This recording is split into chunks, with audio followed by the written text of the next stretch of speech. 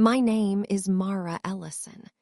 I was 34 years old on the morning I was supposed to marry Adrian Cole, and I spent the first 20 minutes of that day studying the shape of my mother's hand on my face. The bruise curved from the corner of my left eye toward my temple, dark at the center and pink along the edges. It had grown while I slept. By sunrise, it looked less like an accident and more like a signature. Downstairs, 126 guests were arriving at the Hawthorne Glass House.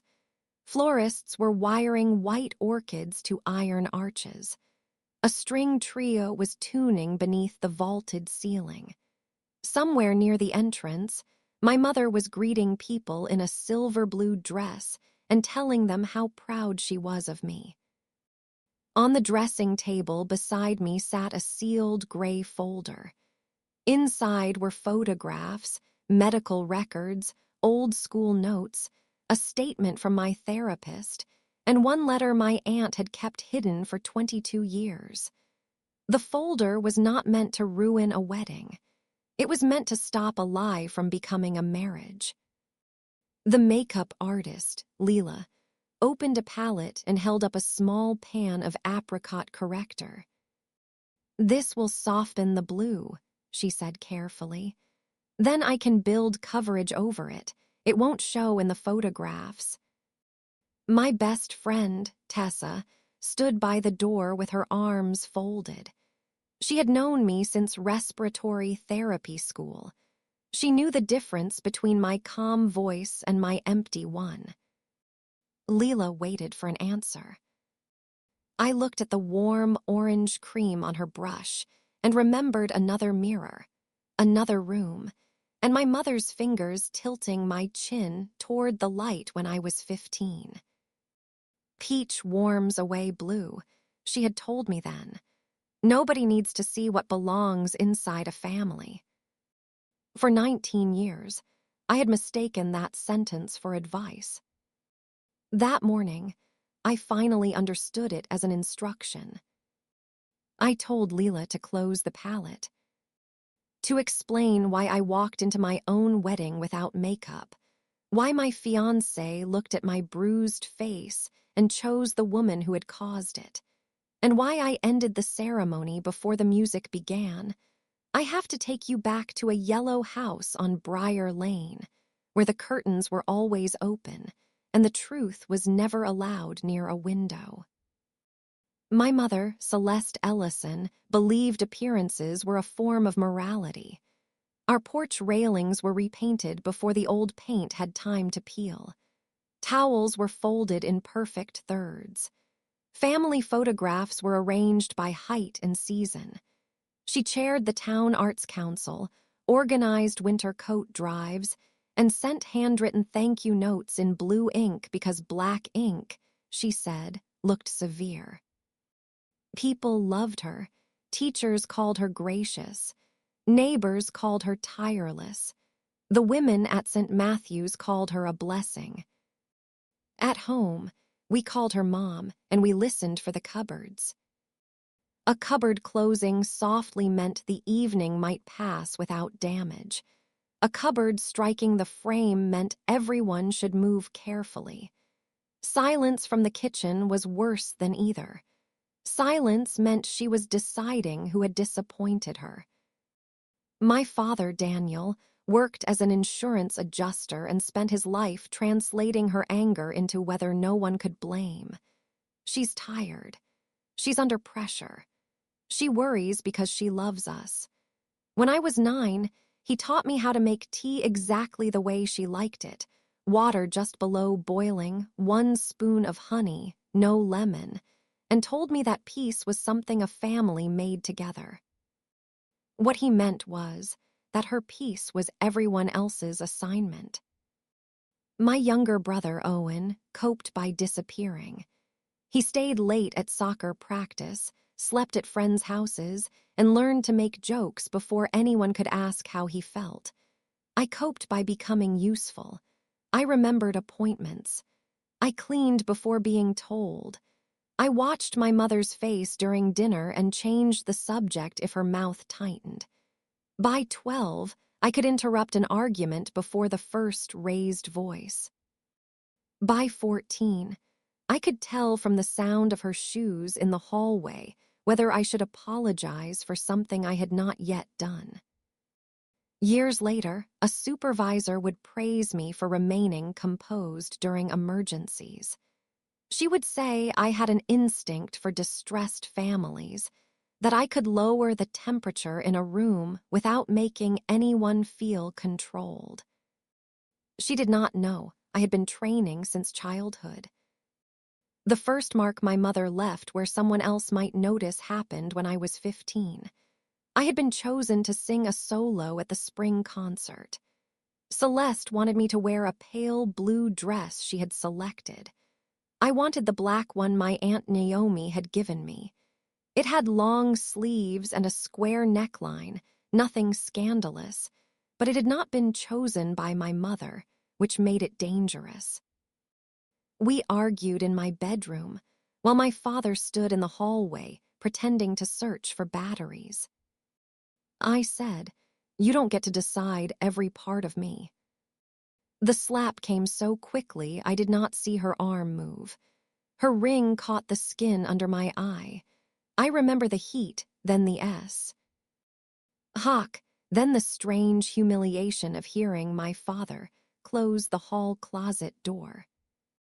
The next morning, my mother entered my room carrying a makeup bag. She did not apologize.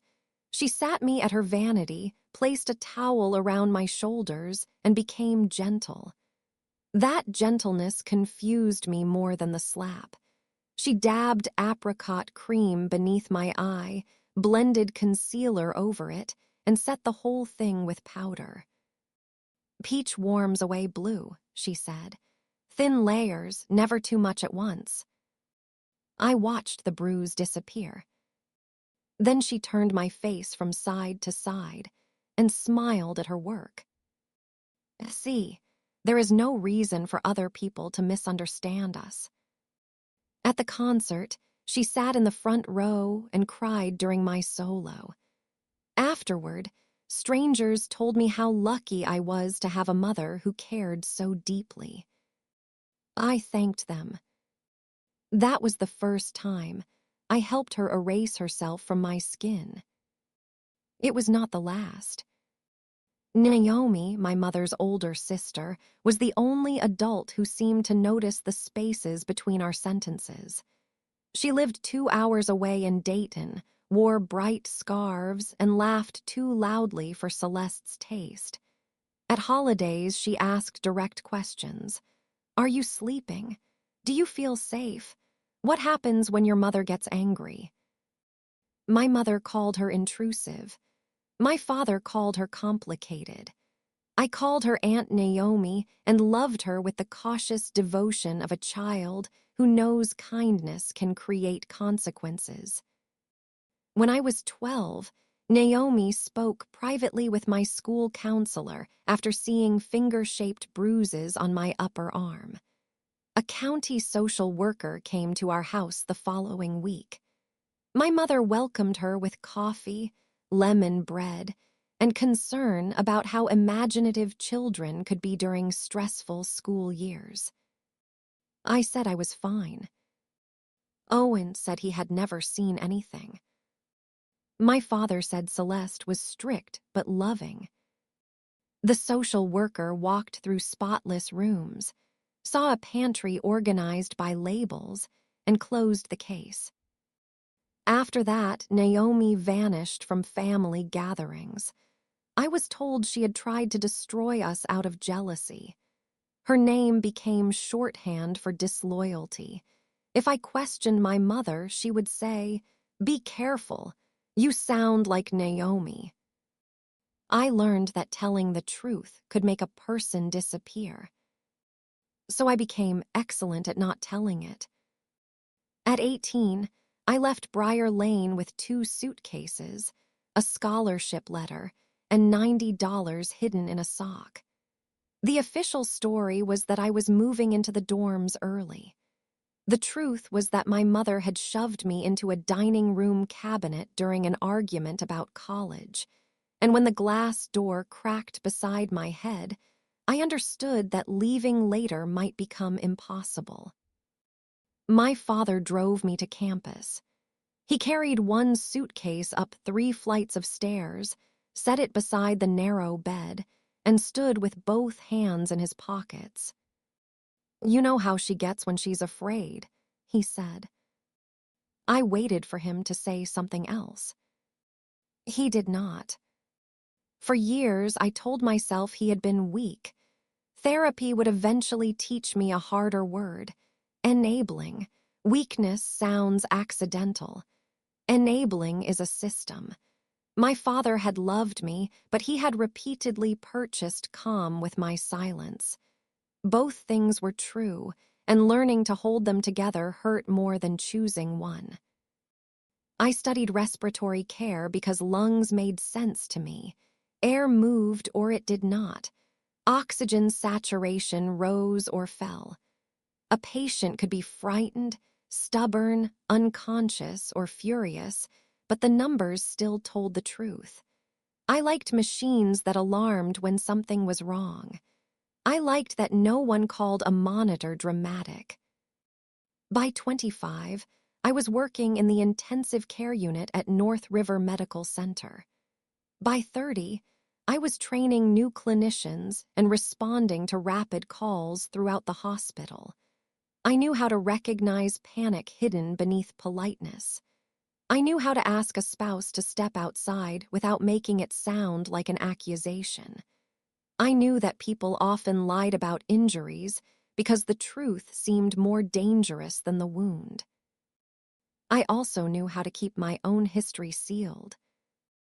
My relationship with my mother settled into a controlled pattern. We met in public.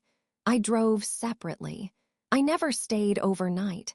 I kept conversations on safe subjects: work, weather, Owen's children, recipes I had no intention of trying.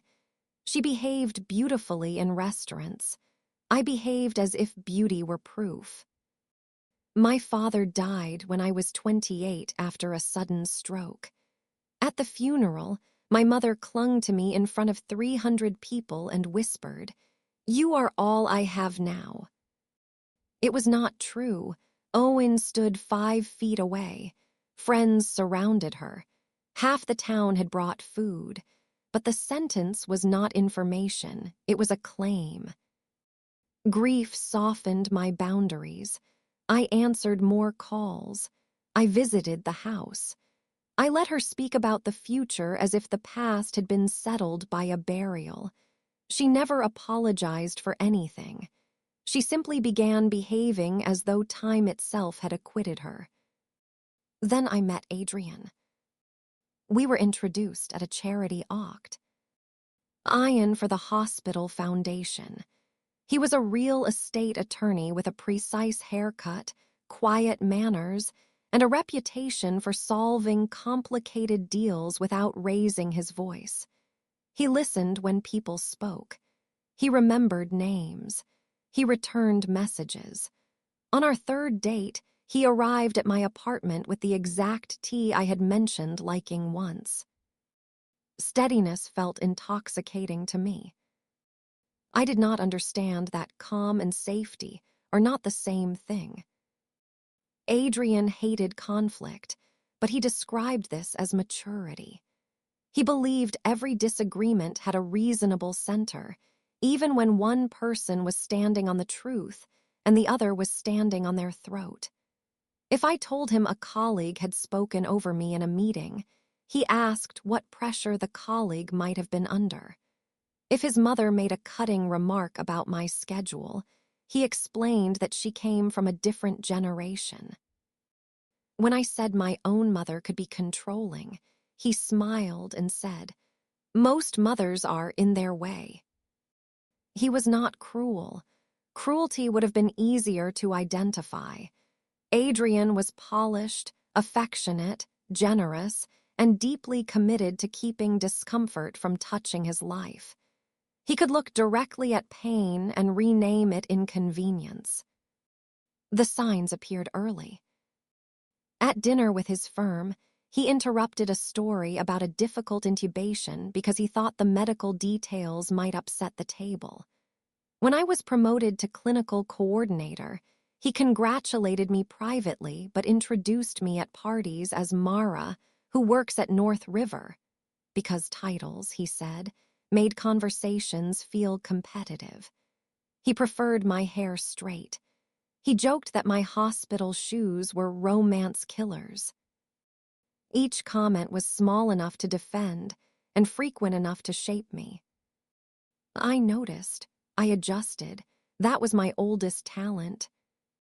After 2 years, he proposed at his parents' lake house with his grandmother's ring. I said yes before he finished the question. I loved him. I also loved what marriage to him appeared to promise. A quiet house, a reliable man, a future where no one watched the cupboards. The engagement reopened the gate to Briar Lane. Celeste entered wedding planning like a general invited to advise and determined to command. She charmed Adrian's parents within one dinner. His mother, Vivian, admired women who knew how things should be done. His father, Richard, liked Celeste's fundraising connections. By dessert, the three of them were discussing venues while I was still answering a question about work. The Hawthorne Glass House became inevitable. It was a restored botanical conservatory outside Bellwether, usually booked more than a year in advance. Celeste knew the director through the Arts Council. A September date had opened unexpectedly. She announced the news at brunch in front of both families, along with a discount she had negotiated for us. Everyone applauded. I wanted a small ceremony near the river.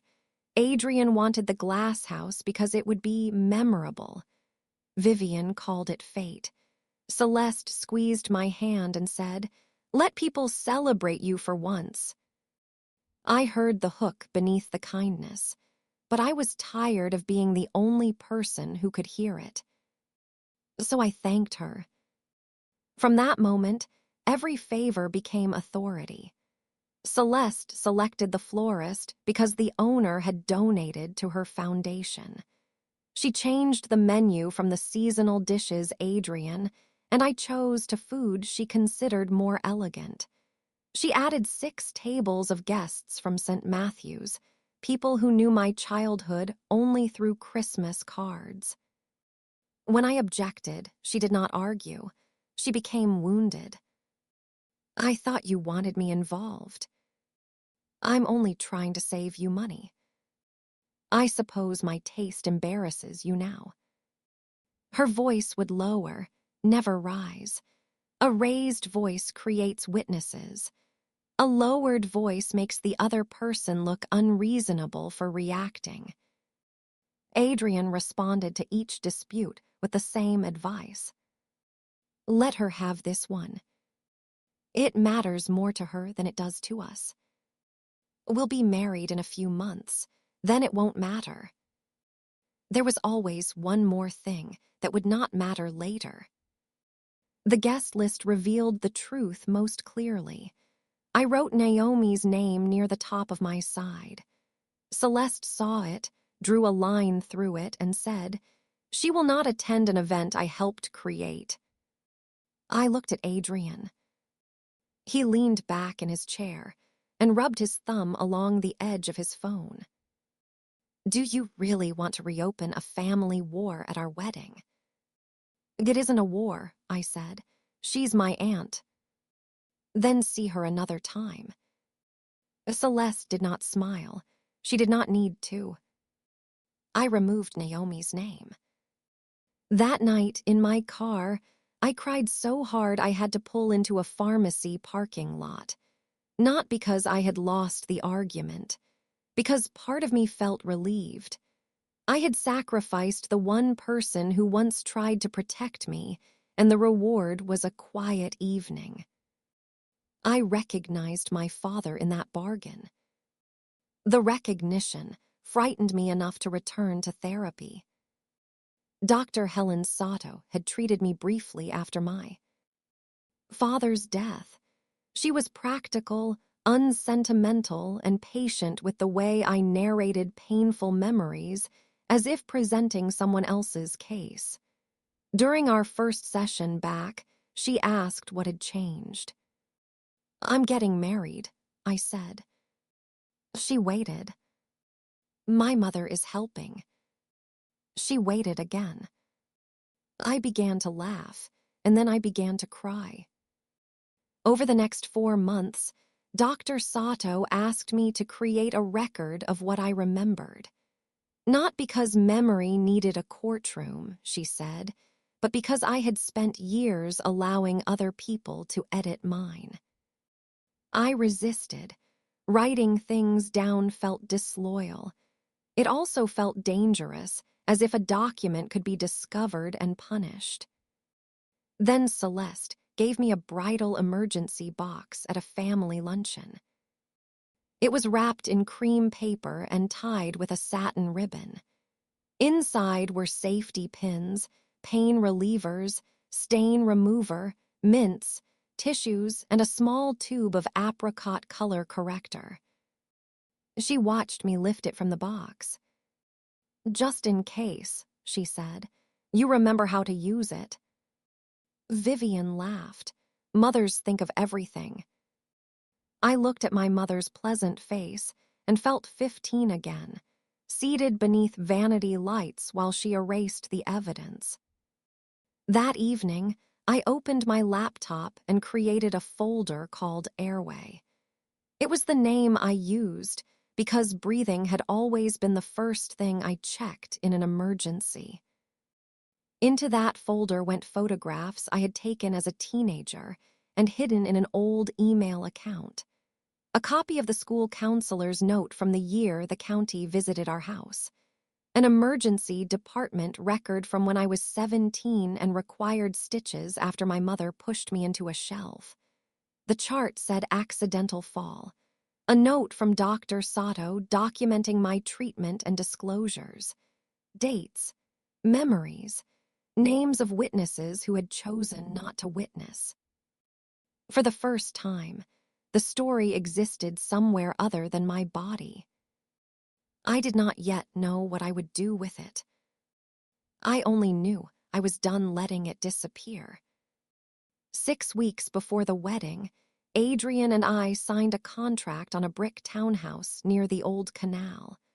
I contributed nearly all of my remaining savings to the earnest money and renovation reserve. The wedding deposits had already consumed more than $20,000. Between the house and the ceremony, every exit I had built since 18 was being converted into a shared asset. I told myself that was what commitment looked like. 3 weeks before the ceremony, Celeste saw a photograph from my dress fitting. The gown had a low back crossed by narrow silk straps. She summoned me to Briar Lane and placed the printed image on the kitchen table like evidence. "You cannot wear this in front of the people who raised you." I chose the dress. "You chose it without considering anyone else." "My back is not a family decision." Her jaw tightened, then she smiled. "We'll discuss it when you're less defensive." The next morning, Adrian called after speaking with her. "Could you add a wrap for the ceremony?" he asked, just as a gesture. A gesture to whom? To peace. There it was again, peace defined as my disappearance. I refused. He went quiet, then said, "I don't recognize this version of you lately." "Maybe you're meeting the version that has preferences." He ended the call soon after. That week, Naomi phoned me. She had heard through a cousin that she was not invited.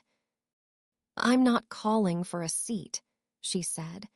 I'm asking whether you can tell the truth in the family you're marrying into. I looked around my apartment at wedding gifts, seating charts, and Adrian's jacket over a chair. I don't know. That is an honest answer.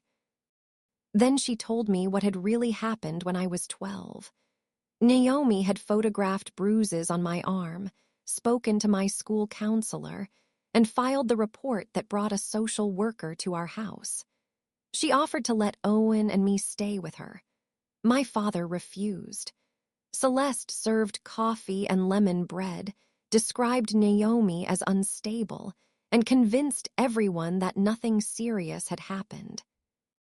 After the case closed, my mother threatened to ruin Naomi's career if she contacted us again.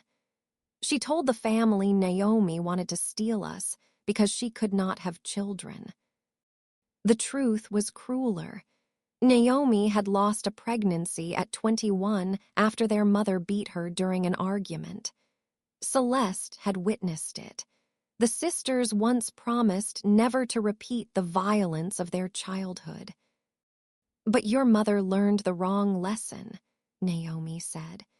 She learned that the safest person in a violent house is the one who controls the story. She emailed me an old photograph. 2 teenage girls stood on church steps beside my grandmother. Naomi looked frightened. Celeste, 16, had swelling beneath one eye. On the back, my grandmother had written, "My beautiful daughters finally behaving." I stared at my mother's young, bruised face until grief began to compete with anger. Understanding explained the road. It did not excuse where she chose to drive. I added the P. Autograph and Naomi's statement to the airway folder. Then I told Adrian everything. We sat on the floor of the empty townhouse. I described the slap at 15, the injury at 17, the county visit, the makeup lesson, and the years of threats and silence. I did not soften the verbs. Adrian listened, with his hands clasped between his knees. "I'm sorry that happened," he said, "but you know she was abused too." "Yes." "So maybe the wedding is her way of repairing something." "My wedding is not her treatment plan." "I'm saying there are layers. People are not simply good or evil." "I did not ask whether she was evil. I asked whether you believe me." He reached for my hand. "Of course, I believe that you experienced it that way." The sentence opened a cold space inside me. That I experienced it that way. "You're upset.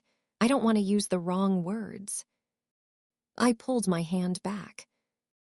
He sighed. "We are 10 days from the wedding. People are traveling. My parents have invited clients. Can we get through the event before we dismantle the entire family structure?" He did not doubt my story. He considered the truth badly timed. That was worse. At work 2 nights later, I treated a woman with 2 healing rib fractures. Her husband described her injuries before she could speak. When I got him out of the room, she asked whether I would document what I saw even if she was not ready to leave. "Yes," I told her. "Why?" "Because being ready later is easier when the truth exists somewhere safe." I heard Dr. Sato's words in my own voice. That night, I printed the airway folder for the first time. The pages covered my dining table. There were fewer than I expected. Long suffering can occupy an entire childhood and still fit inside a folder. The rehearsal dinner took place at the Glass House on Friday evening. Celeste gave a toast about women choosing grace over grievance. She praised my father's devotion, Adrian's patience, and her own role in guiding me. People laughed. I held my glass and felt as if I were attending a memorial for a version of myself that had not yet died. Then a server brought me a package from Naomi. Inside was the church photograph in a wooden frame and a note. For the day you stop believing silence is inheritance. Celeste saw it from across the room. Her face emptied.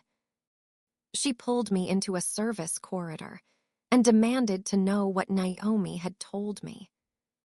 The truth, I said. She tried to take my children. She called for help. You were never in real danger.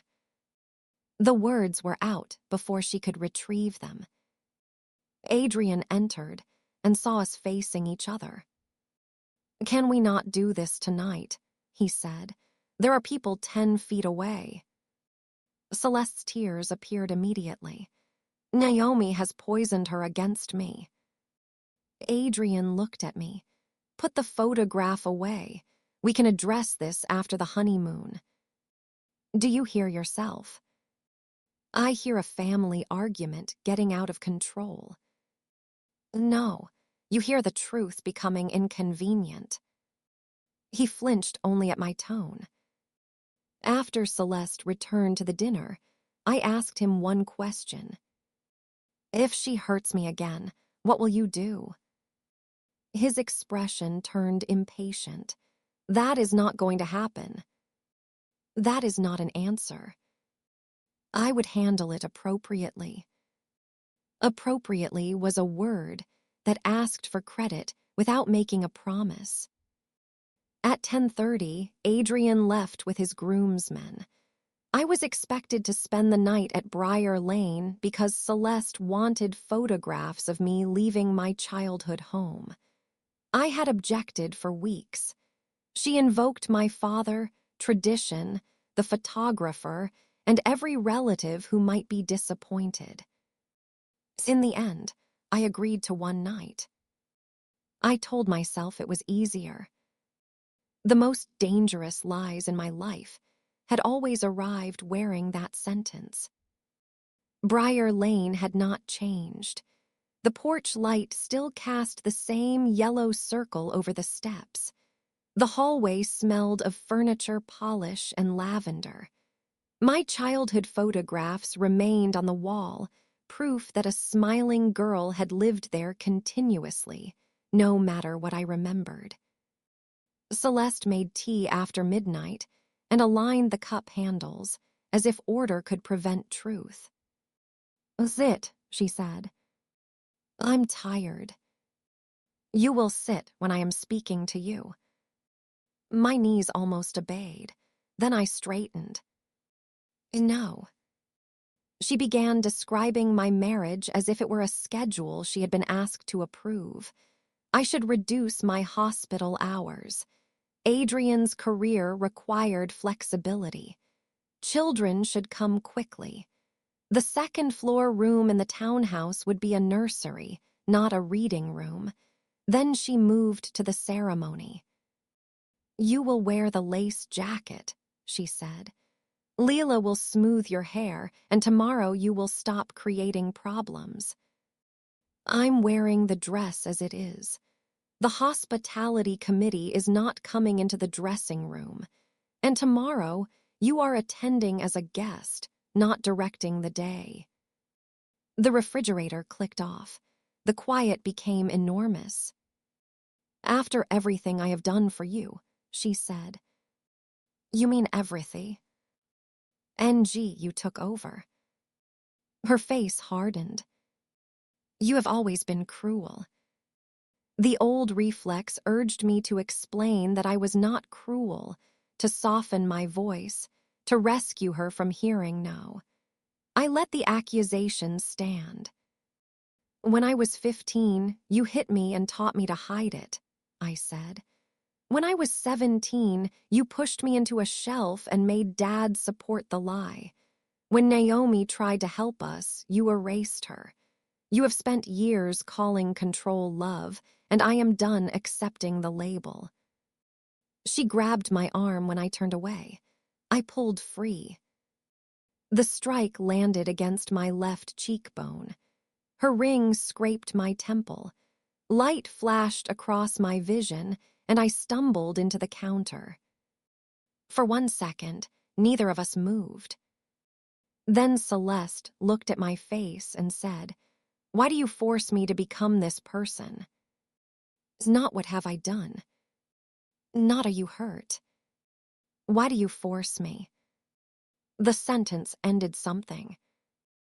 I picked up my bag and walked out while she followed me to the porch, whispering that I was unstable, selfish, determined to humiliate her. I locked myself in my car and drove home. At my apartment, I became clinical. I checked my vision. I photographed the swelling from several angles, held a measuring tape beneath it, and wrote down the time and her exact words. I emailed the airway folder to myself, Dr. Sato, and an attorney Tessa had once recommended. Then I called Naomi. She answered immediately. "Where are you?" she asked after I told her. "Home." "Is the door locked?" "Yes." "I'm getting in the car." She did not ask why I had gone to Briar Lane. She did not say she had warned me. She asked only what safety required next.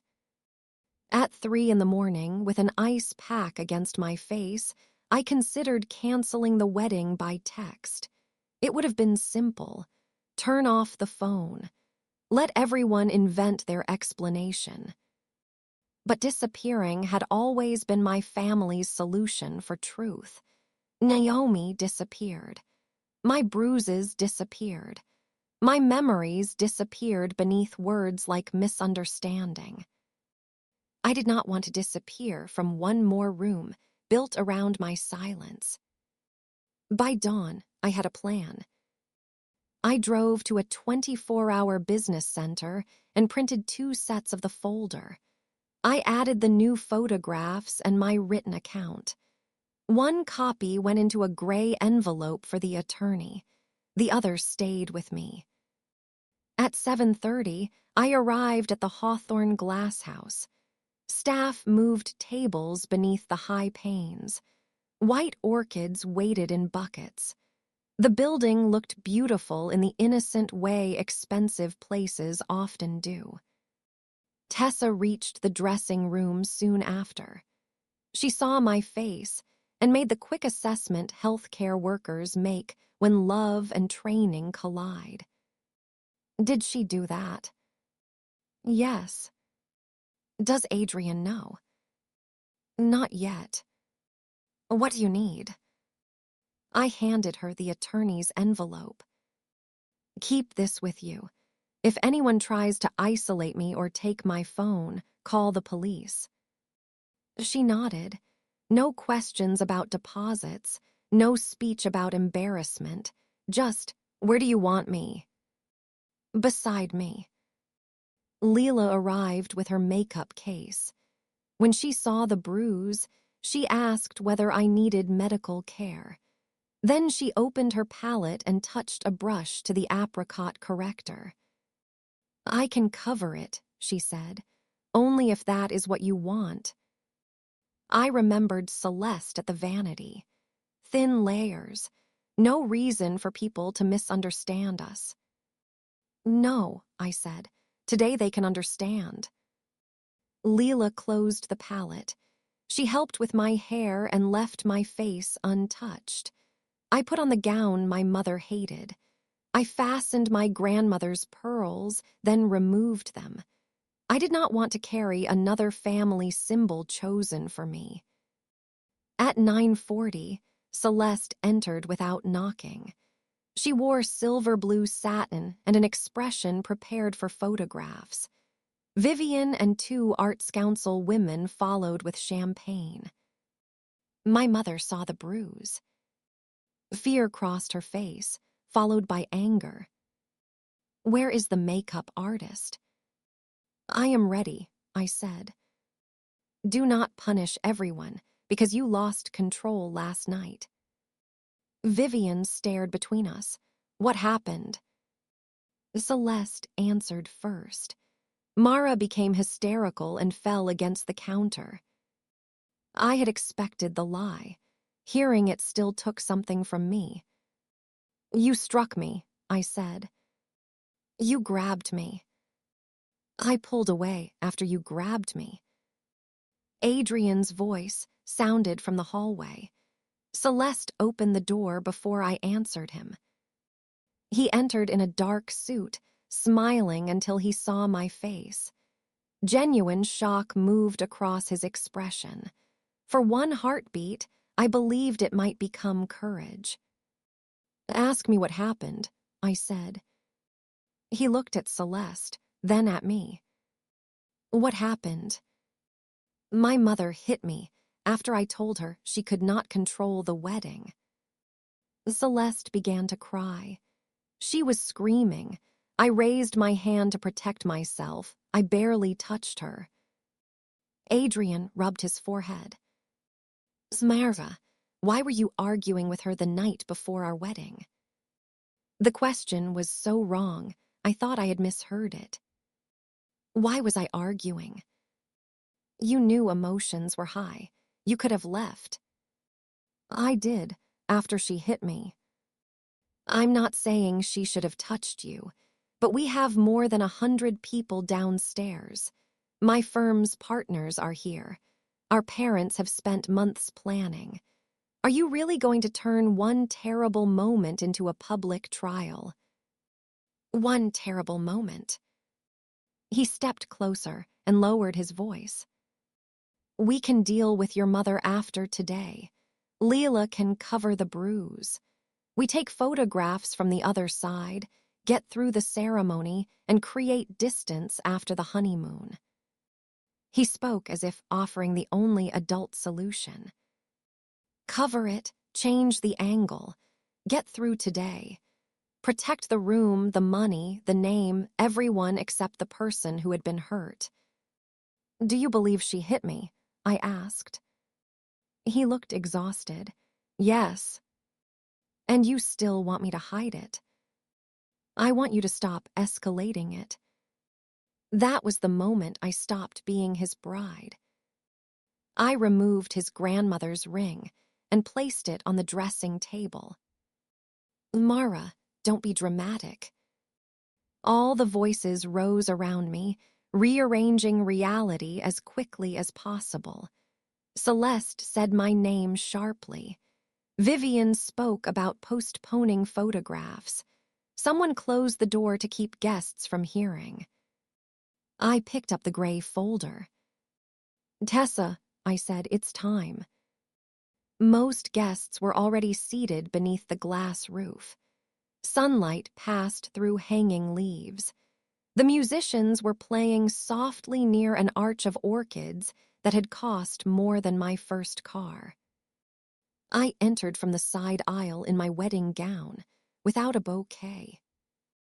People smiled at first, then they saw my face. Conversation stopped. I walked to the front.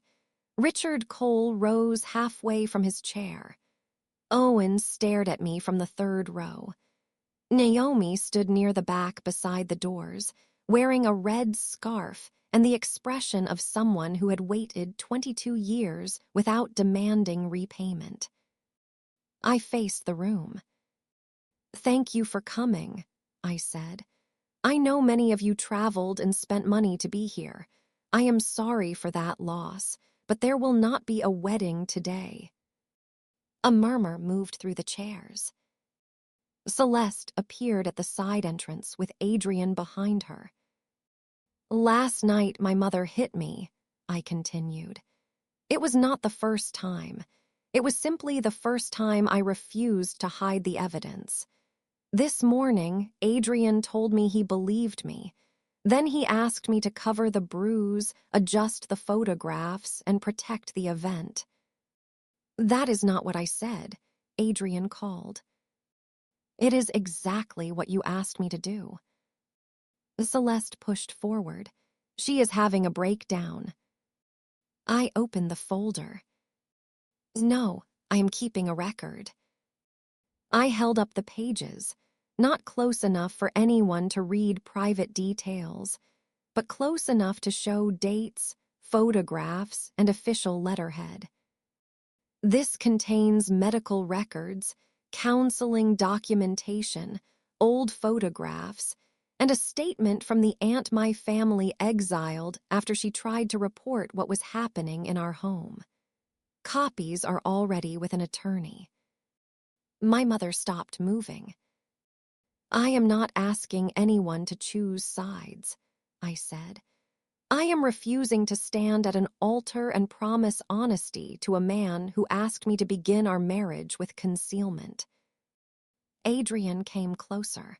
You are humiliating both families. No, the violence did that. The lie did that. I am declining to decorate it. Celeste's composure broke. You selfish, vicious girl. After everything I sacrificed for you. Inside the folder was the photograph of her at 16, bruised beside her own mother. For 1 second, I saw the child she had been. Then I saw the adult she repeatedly chose to become.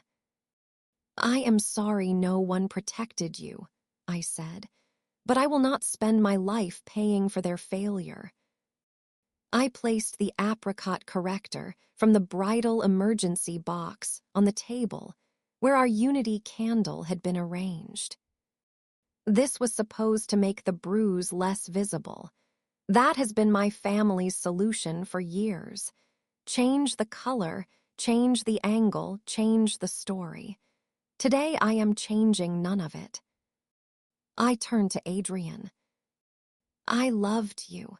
You loved the version of me who made every room comfortable. She cannot marry you because she does not exist anymore. Then I walked down the center aisle. No music played. Near the doors, Naomi held out her hand. I took it. Outside, the September air was cool and bright. Tessa unlocked her car. Behind us, the glass house erupted into questions, denials, and instructions. Adrian called my name, but I did not turn around. The wedding cost me more than $20,000, a townhouse deposit, several friendships, and the future I had rehearsed for 3 years. Leaving cost less than staying would have. On Monday, I filed for a protection order. Celeste first denied striking me, then called it self-defense, then said she had been under unbearable pressure. The court did not require her to settle on a flattering version. The photographs, records, and testimony were enough for a temporary order, later extended to 3 years. 4 women from the Arts Council attended the hearing to support her. One submitted a letter about Celeste's charity work. My attorney thanked her and explained that generosity at fundraisers did not answer the question of assault. I did not pursue criminal charges. Some people said that was too merciful. Others said the protection order was cruel. For once, I did not organize my decision around their comfort. I wanted distance and enforceable consequences if that distance was violated. The townhouse contract collapsed. I lost much of my contribution. Adrian bought another property 6 months later. Friends sent me the listing as if I might want to see the polished floors of the life that nearly contained me. I deleted every screenshot. Bellwether discussed the canceled wedding for weeks. Some called me brave. Some called me unstable. Several said family matters should remain private, a sentence people often use when privacy protects the person causing harm. Owen avoided me for 2 months. Then he arrived at my apartment carrying a cardboard box. Inside was a notebook he had kept as a teenager. It contained dates beside broken dishes, Nights he slept in the garage, and one line that read, "Mom hit Mara again. Dad said not to make it worse." "I thought forgetting meant it wasn't controlling me," he said. We sat on the floor and read together. He apologized for telling the social worker everything was fine when he was 9. I told him children are not responsible for rescuing a house adults refuse to leave. Naomi and I did not become instantly close. Too many years had been stolen. We began with Sunday calls, then coffee, then dinners where no one monitored the volume of her laugh. Therapy continued every Tuesday. Healing was not a triumphant montage. It was repetitive work. Notice the old reaction, name the fear, choose a different response. Practice leaving without explaining, repeat. At the hospital, I helped develop training for clinicians who encounter suspected abuse. I taught new staff to document observable facts, preserve the patient's words, separate companions when possible, and ask questions that do not sound like blame. A young clinician once asked, "What if the patient goes back?" "Then the record still matters," I said. "Respect still matters. Readiness is not a debt they owe us." I thought about the nurse who treated me at 17 and asked whether I felt safe going home. I lied. For years, I believed her question had failed. Now I know not every door saves you the first time it opens. Sometimes you remember where it was years later. 9 months after the wedding, I moved into a smaller apartment overlooking the canal. It had uneven floors and a front door with a deadbolt I chose myself. Tessa helped me paint. Naomi brought food. Owen assembled a bookshelf badly and insisted it was level. During our first dinner, someone dropped a glass. It shattered across the kitchen tile. My whole body tightened. For a fraction of a second, I was back on Briar Lane, waiting to learn whose fault the sound would become. Then Tessa said, "That glass had a short but meaningful life." Owen laughed. Naomi fetched a broom. No one accused anyone. No one demanded a sacrifice to restore the evening. I went into the bathroom and cried from the shock of discovering how ordinary safety can look. A year after the canceled wedding, a note arrived at the hospital from a woman who had attended as Vivian's guest. She wrote that she had spent years hiding injuries caused by an adult daughter because admitting the truth felt like admitting she had failed as a mother. Seeing me refuse to cover my face made her tell her doctor. The note ended. I thought silence was protecting my family, but it was only protecting the problem. I keep it in my desk. Celeste has not contacted me directly since the order. Messages arrive through other people.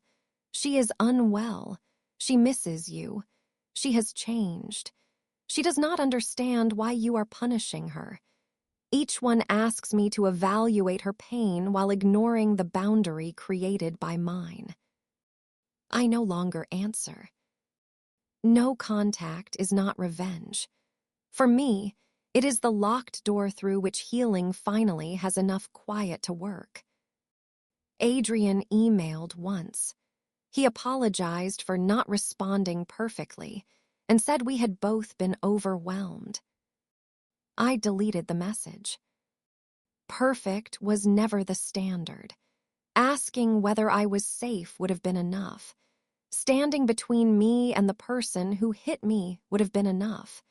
Refusing to make my face a public relations problem would have been enough.